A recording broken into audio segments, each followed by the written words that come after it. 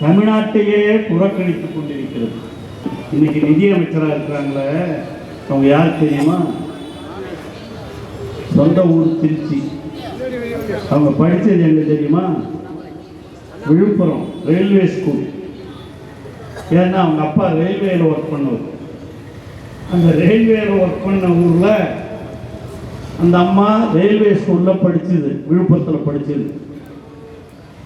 அந்த railway minister ரயில்வேல அவங்க அப்பா இருந்தாரா, அதையாவது ஞாபகம் வச்சுக்கிட்டு தமிழ்நாட்டுக்கு ரயில்வேவையாவது கொஞ்சம் நாம எதனா செஞ்சணும்னு அந்த அம்மா அதுலன்னா அறிக்கையில் சொல்லியிருக்காங்கன்னா ஒன்றும் கிடையாது. நாம் கேட்டதெல்லாம் கோவை மதுரை மெட்ரோ ரயில் திட்டம், தாம்பரம் முதல் செங்கல்பட்டு வரையிலான உயர்மட்ட சாலை திட்டம், இதுக்கெல்லாம் ஒன்றுமே இந்த நிதிநிலை அறிக்கையில் ஒன்றும் இல்லை. ரயில்வேல சொல்கிறாங்க அதை போடுறாங்க இதை போடுறாங்கிறாங்க, ஒன்றும் கிடையாது. ஏன்னா இதெல்லாம் உங்களுக்கு சாதாரணமாக நமக்கு எது புரியுமோ அதை மட்டும் நான் சொல்ல விரும்புகிறேன். ரொம்ப புள்ளி விவரமாக சொல்வதை விட நமக்கு செய்ய வேண்டியதே செய்யாமல் இருக்கிறாங்க.